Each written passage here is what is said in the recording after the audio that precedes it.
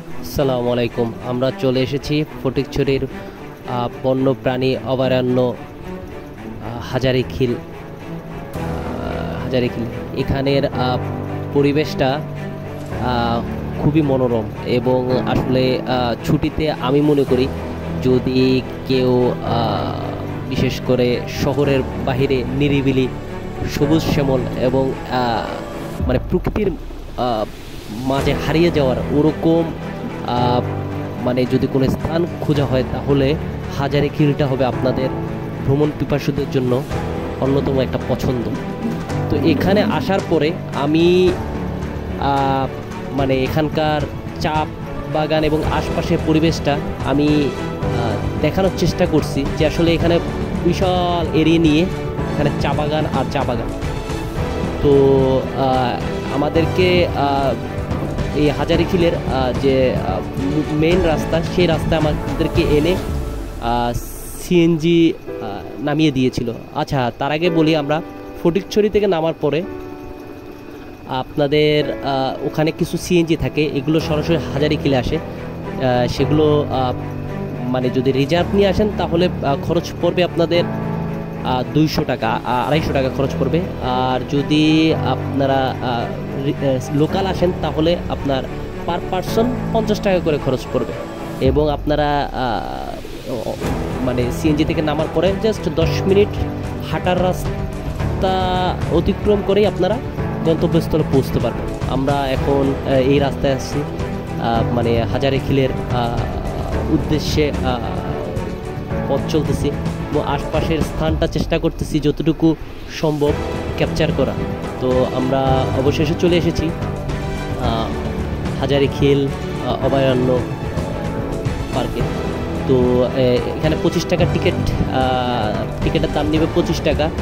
তো এখান থেকে সাধারণত এই টিকিট কাউন্টার থেকে টিকিটটা সংগ্রহ করতে হবে। দেখতেছেন আপনারা যে এখানে টিকিট সংগ্রহ করা লাগতেছে। তো এরপর আমরা আবার এদিকে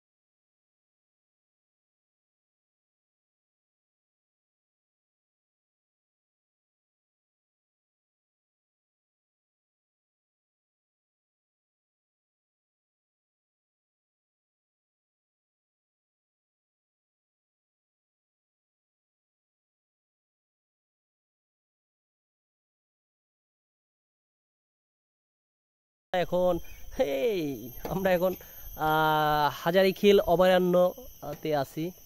এখন আমি একটু দোলনায় বসে আছি। দোলনায় এটা হচ্ছে যে আমরা একটু চড়া খাইতেছি। চড়া বলে না, না কি বলে এটা? দোল খাচ্ছি, দোল দোল দোল খাচ্ছি। আমি এখানকার আসলে অনেক ভিতরে আসছি, তো এখানে পরিবেশটা মোটামুটি বেশ বেশ ভালোই লাগতেছে। অনেকক্ষণ পর্যন্ত আমরা আসলে হাঁটছি, যার কারণে মানে অনেকটা ক্লান্ত মনে হচ্ছে। তো এই তো আমাদের, আপনারা দেখতেছেন আসলে এখানের পরিবেশটা মনোরম এবং খুব শান্তশিষ্ট একটা পরিবেশ। তো চাইছিলাম একটু নিচে নামতে, আমার বন্ধু আমার সাথে যে আছে সে আবার নিচে নামতে রাজি না, কারণ তার কাছে ভয় লাগতেছে। তো বিষয়টা হচ্ছে যে আসলে এখানে অনেক ঝোপঝাড় বেশি, তো ভয় লাগাটা অনেকটা স্বাভাবিক আছে। তো ওই জন্য আচ্ছা হ্যাঁ, পাখির কলকাকলি আসতেছে, আমরা শুনতেছি। তো এটা হচ্ছে অবস্থা।